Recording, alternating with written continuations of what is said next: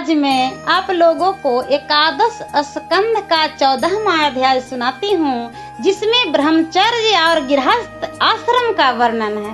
श्री उद्धव जी बोले, हे श्री कृष्ण जी महाराज, वर्ण आश्रम धर्म के मानने वाले और न मानने वाले मनुष्य को अपनी भक्ति मिलने का उपाय जो आप पूर्व में कह चुके हैं, अतः जिस व्यवहार से वह भक्ति मिलती है उसकी रीति मैं जानना चाहता हूँ। हे कृष्ण जी, जिस धर्म को हंस रूप से ब्रह्मा जी को सुनाया था वह कुछ लुप्त हो गया है, तो आगे कैसे होगा? सिवाय आपके दूसरा इस धर्म का वक्ता और रक्षक इस भूमि पर कोई नहीं है और न देवताओं की सभा में है। तब हे मधुसूदन, आप जैसे धर्म वक्ता धर्म रक्षक जब इस पृथ्वी को छोड़कर वैकुंठवासी होंगे तो छिपे हुए धर्म का कहने वाला कौन रह जाएगा?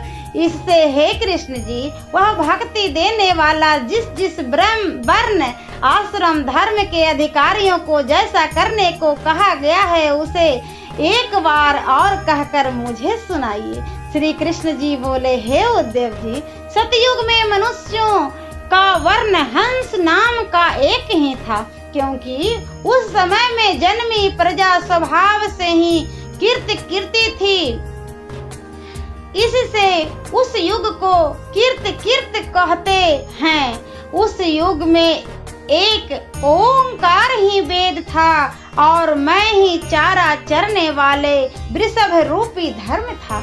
दूसरे यज्ञ आदि धर्म उस समय नहीं थे, इसलिए उस युग में सब तपी और पुण्य आत्मा मेरी हंस रूपी मूर्ति का ध्यान और पूजन करते थे। इसके बाद त्रेता का आरंभ में विराट रूप हुआ और मेरी श्वास वायु के ऋक युजु और साम ये 3 वेद प्रकट हुए और उनसे यज्ञ प्राप्त हुआ। फिर मुझ विराट के मुख बाहु जंघा और पद से ब्राह्मण क्षत्रिय वैश्य और शूद्र ये चारों उत्पन्न हुए, जो निज निज धर्मों से एक दूसरे से भिन्न माने गए। मुझ विराट की कमर के अगले हिस्से से गृहस्थ आश्रम प्रकट हुआ, हृदय से ब्रह्मचर्य निकला, छाती के निचले हिस्से से वानप्रस्थ आश्रम प्रकट हुआ और मस्तक से संन्यास आश्रम उत्पन्न हुआ। जन्मभूमि के अनुसार ही उन मनुष्यों के वर्ण धर्म आश्रम धर्म के स्वभाव हुए, अर्थात जो जैसे मेरे अंगों से जन्मा उसके वैसे ही स्वभाव भी हुए। ब्राह्मणों के स्वाभाविक धर्म सम रखना, इंद्रियों का दमन करना, तप करना, शौच से रहना, संतोष रखना, शांत रहना, सरल रहना, मेरी भक्ति करना, दयालु होना और सत्य बोलना है। ऋषियों का धर्म प्रतापी होना, उद्योगी होना, अस्थिरता रहना, ब्राह्मणों की भक्ति करना, ऐश्वर्य होना। वैश्यों का स्वाभाविक धर्म गुरु और शास्त्रों की श्रद्धा करना, दान में रुचि रखना, निष्कपट रखना, ब्राह्मणों की सेवा करना, धन बढ़ते रहने पर भी असंतोषी रहना। और शूद्र का स्वाभाविक धर्म है कि गौ की, ब्राह्मण की, देवताओं की निष्कपट मन से सेवा करना और उस सेवा से जो मिले उससे ही संतुष्ट रहना। अपवित्रता से रहने वाले, झूठ बोलने वाले, चोरी करने वाले, धर्म से विमुख रहने वाले, लड़ाई झगड़ा करने वाले, काम क्रोध लोभ में ही मन रखने वाले पुरुष चंडाल आदि है। सर्वधारण का धर्म यह है किसी प्रकार की हिंसा न करना, चोरी से बचना, काम क्रोध लोभ से दूर रहना, जीव मात्र का उपकार करना, ब्राह्मण क्षत्रिय और वैश्य गर्भाधान आदि संस्कारों को करके जनेऊ के द्वारा दिव्य जन्मा बने और जितेंद्रिय हो, गुरु गृह में वास कर गुरु की सेवा करे, गुरु के पढ़ाने पर वेद पढ़कर उसका अर्थ सीखे, ब्रह्मचारी को मूंज की करधन, काले मृग की छाल, दंड, रुद्राक्ष की माला, जनेऊ का मंडल और कुश यही पास रखना चाहिए। ब्रह्मचारी देह में तेल न लगावे और न सिर में बाल रखे, नहाते, भोजन करते, होम करते, जप करते और मल मूत्र करते बोले नहीं, नाखून न कटाए और न बगल और गुप्त स्थान के बाल को ही कटाए।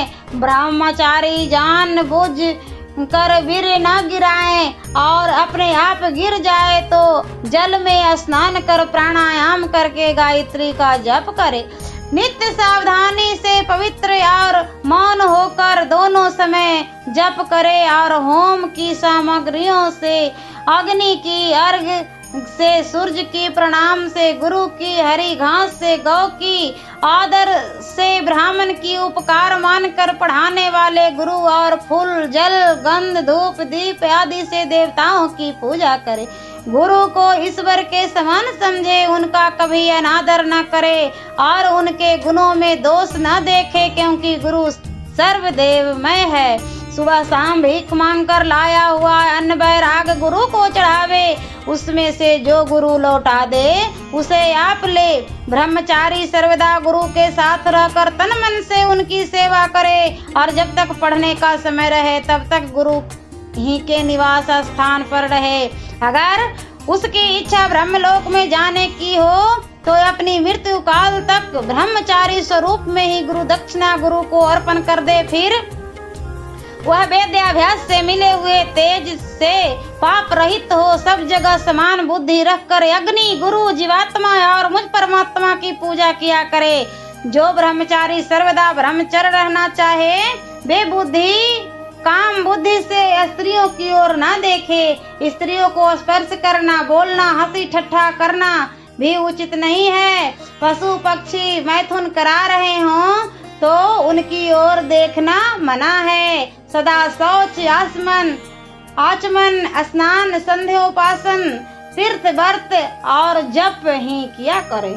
जो न छूने योग्य हो उसको छूना, न खाने योग्य पदार्थ का खाना, न बोलने योग्य मनुष्य से बोलना ब्रह्मचारी को उचित नहीं है।